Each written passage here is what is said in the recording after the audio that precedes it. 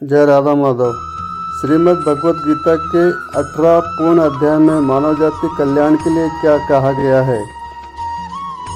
इस अध्याय में पूरी सेना का अवलोकन का विवरण है, जिसमें शक्तिशाली योद्धा अर्जुन युद्ध मैदान में अपने विपक्ष में निकट संबंधियों, शिक्षकों तथा मित्रों को देखते हैं। इन सभी को इष्ट को देखकर वे शोक व करुणा से अभिभूत होकर अपनी शक्ति खो देते हैं। उनका मन मोहग्रस्त हो जाता है और वह युद्ध करने के संकल्प को त्याग देते हैं। अर्थात अर्जुन सभी अपनों को देख युद्ध मैदान में युद्ध न करने का निर्णय ले लेते हैं। इसी प्रकार अध्याय क्रमांक 2 के मुख्य बिंदु के अनुसार गीता का सार। गीता के सार इस अध्याय में श्री कृष्ण अर्जुन की हालत देख उन्हें समझाते हैं तथा अर्जुन शिष्य रूप में श्री कृष्ण की शरण ग्रहण कर लेते हैं। श्री कृष्ण उन्हें नश्वर भौतिक शरीर तथा आत्मा के मूलभूत अंतर की व्याख्या करते हुए अपने उपदेश प्रारंभ करते हैं। भगवान उन्हें देहांतरण की प्रक्रिया और ब्रह्मदेव की निष्काम सेवा तथा स्वरूप सिद्ध व्यक्ति के गुणों से अवगत कराते हैं। अध्याय क्रमांक 2 में इसका विवरण देखने को मिलता है। अध्याय क्रमांक 3 कर्मयोग हमारे जीवन के लिए बहुत उपयोगी है।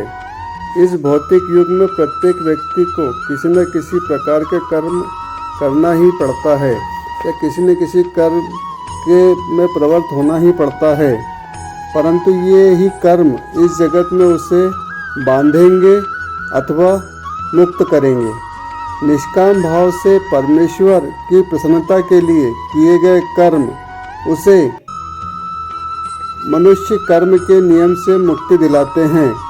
अर्थात परमेश्वर की प्रसन्नता के लिए किए गए कर्म उसके लिए मनुष्य कर्म के नियमों से मुक्ति दिलाते हैं। कर्म के नियम से छूटना और आत्मा तथा ब्रह्मा विषयक दिव्य ज्ञान प्राप्त कर सकता है। इसी तरह चतुर्थ अध्याय का मुख्य शीर्षक है दिव्य ज्ञान। दिव्य ज्ञान आत्मा, ईश्वर तथा इन दोनों से संबंधित दिव्य ज्ञान शुद्ध करने तथा मोक्ष प्रदान करने वाला होता है। ऐसा ज्ञान कर्म योग का फल है। माधव गीता के प्राचीन इतिहास और इस भौतिक जगत के बारे में बार बार अवतरण की महत्ता तथा गुरु का सम्मान व उसके पास जाने की आवश्यकता को उपदेश देते हैं। 5वां अध्याय कर्मयोगी कृष्ण भावना भक्ति कर्म है। कर्मयोगी भक्त, इसमें ज्ञानी पुरुष दिव्य ज्ञान की अग्नि में शुद्ध होकर ही सारे कर्म करता है, किंतु अंतर में उन कर्मों के फल का परित्याग करता हुआ शांति, विरक्ति, सहिष्णुता, अध्यमता, दृष्टि तथा आनंद की प्राप्ति करता है। इसी तरह हम देखते हैं कि अध्याय क्रमांक 6 ध्यान योग है। ध्यान योग इस अध्याय में अष्टांग योग मन तथा इंद्रियों को नियंत्रण करता है और अष्टांग योग से ही मन नियंत्रित होता है और ध्यान और परमात्मा पर केंद्रित करता है। यही विधि की सफलता समाधि होती है। इसी प्रकार अध्याय 7वां अध्याय भगवत ज्ञान। भगवत ज्ञान अध्याय में भगवान कृष्ण समस्त कारणों के कारण परम सत्य है। महात्मागण भक्ति पूर्वक उनकी शरण ग्रहण करते हैं, किंतु अपवित्र जन पूजा की अन्य वस्तुओं की ओर अपने मन को मोड़ देते हैं। यह अध्याय के अलावा अष्ट अध्याय में 8वां अध्याय इसी प्रकार भगवंत प्राप्ति के संदेश को देता है। मनुष्य परम धाम को प्राप्त करना चाहता है तो भक्ति पूर्वक भगवान कृष्ण का स्मरण आजीवन करते रहने से तथा और विशेष तौर पर मृत्यु के समय भक्ति पूर्वक स्मरण करने से परमात्मा का धाम, परम धाम प्राप्त कर सकता है। इसी प्रकार अध्याय 9 जो है इसमें शीर्षक परम गहन ज्ञान है। परम गहन ज्ञान के अंतर्गत इस अध्याय में भगवान श्री कृष्ण परमेश्वर है और पूज्य है। भक्ति के माध्यम से जीव का परमेश्वर में पवित्र संबंध है। इससे शुद्ध भक्ति को जागृत करके मनुष्य कृष्ण के धाम को वापस जाता है। इसी प्रकार हम दशम अध्याय की बात करें। दशम अध्याय श्री भगवान का ऐश्वर्य। इस अध्याय में बल, सौंदर्य, ऐश्वर्य या विनयशीलता प्रदर्शित करने वाली समस्त अद्भुत घटनाएं हैं, चाहे वह घटनाएं इस लोक में हैं या आध्यात्मिक जगत में।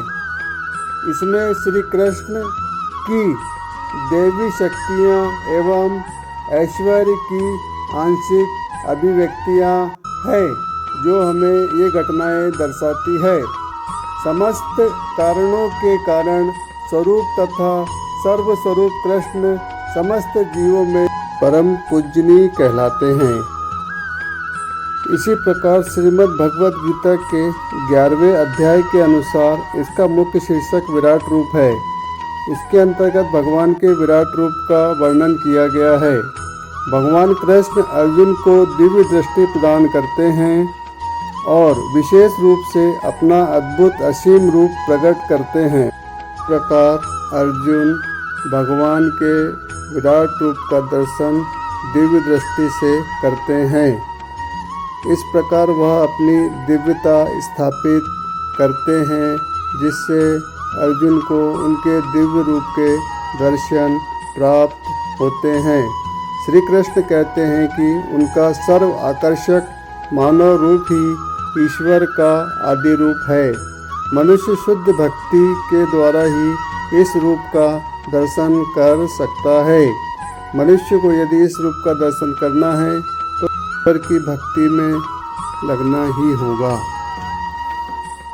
तरह भगवद गीता के अध्याय क्रमांक 12 के अनुसार भक्ति योग कृष्ण के शुद्ध प्रेम को प्राप्त करने का सबसे अच्छा, सुगम एवं सर्वोत्तम साधन भक्ति योग ही है।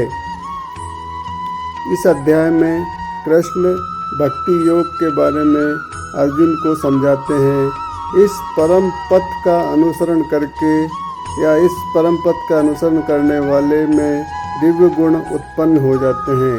श्री कृष्ण कहते हैं कि जो भक्ति मार्ग का उसमें दिव्य गुण उत्पन्न हो जाएंगे। त्रयोदश अध्याय अर्थात 13वें अध्याय में प्रकृति, पुरुष तथा चेतना। इस अध्याय में जो व्यक्ति शरीर, आत्मा तथा इनसे भी परे परमात्मा के अंतर को समझ लेता है, वह इस भौतिक जगत में मोक्ष प्राप्त कर सकता है। इस भौतिक जगत में मोक्ष प्राप्ति का यह सर्वोत्तम साधन है। श्रीमद् भगवद गीता के 14वें अध्याय के अनुसार प्रकृति के 3 गुण हैं। प्रकृति के 3 गुणों में सारे देवधारी जीव भौतिक प्रकृति के 3 गुणों के अधीन ही आते हैं। ये तीनों गुण हर देहधारी में विद्यमान होते हैं। ये है सतोगुण, रजोगुण तथा तमोगुण। कृष्ण बतलाते हैं कि यह गुण क्या हैं। श्री कृष्ण बतलाते हैं कि हम किसी पर क्रिया करते हैं, कोई इनको कैसे पार कर सकता है। दिव्य पदों को प्राप्त व्यक्ति के कौन कौन से लक्षण हैं। इन सभी प्रश्नों का उत्तर हमें इस अध्याय में देखने को मिलता है।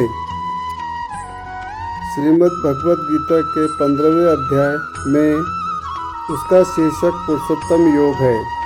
पुरुषोत्तम योग में वैदिक ज्ञान का चरम लक्ष्य अपने आप को भौतिक जगत के पास से विलग करना तथा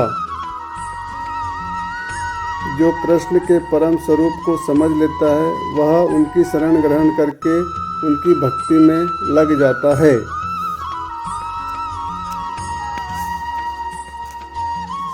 षोडश अध्याय 16वां अध्याय देवी तथा असुरी स्वभाव। यह अध्याय के अंतर्गत शास्त्रों के नियमों का पालन न करके मनमानी ढंग से जीवन व्यतीत करने वाले तथा असुरी गुना वाले व्यक्ति, अधम योनियों को प्राप्त होते हैं और आगे भी भवबंधन में पड़े रहते हैं, किंतु देवी गुणों से संपन्न तथा शास्त्रों को आधार मानकर नियमित जीवन बिताने वाले लोग आध्यात्मिक सिद्धि प्राप्त करते हैं। गीता के सप्तदश अध्याय अथवा 17वें अध्याय के अनुसार भौतिक प्रकृति के 3 गुणों से 3 प्रकार की श्रद्धा उत्पन्न होती है। माधव कहते होती है, रजोगुण व तमोगुण से श्रद्धा पूर्वक किए गए कार्यों या कर्मों से अस्थायी फल प्राप्त होता है। रजोगुण और तमोगुण से जो कार्य किए जाएंगे उसमें जो फल जो होगा वह अस्थायी होगा, जबकि शास्त्र सम्मत विधि से सतोगुण में रहकर संपन्न कर्म हृदय को शुद्ध करते हैं।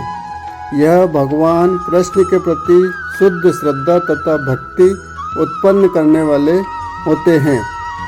इसी प्रकार आखिरी व 18वें अध्याय को उपसंहार संन्यास की सिद्धि का शीर्षक दिया गया है। इसके अंतर्गत कृष्ण वैराग्य का अर्थ और मानवीय चेतना तथा कर्म पर प्रकृति के गुणों का प्रभाव समझाते हैं। वह ब्रह्मा अनुभूति, भगवत गीता की महिमा तथा भगवत गीता के चरम निष्कर्ष को समझाते हैं। यह चरम निष्कर्ष से यह है कि धर्म का सर्वोत्तम मार्ग भगवान कृष्ण की परम शरणागति है, जो पूर्ण प्रकाश प्रदान करने वाली है, मनुष्य को कृष्ण के नित्य ध्यान को वापस जाने में समर्थ बनाती है। इस प्रकार इन 18 अध्यायों में संपूर्ण गीता सार मानव जाति कल्याण के लिए उपलब्ध है। जय राधा माधव, जय राधा माधव, जय राधा माधव।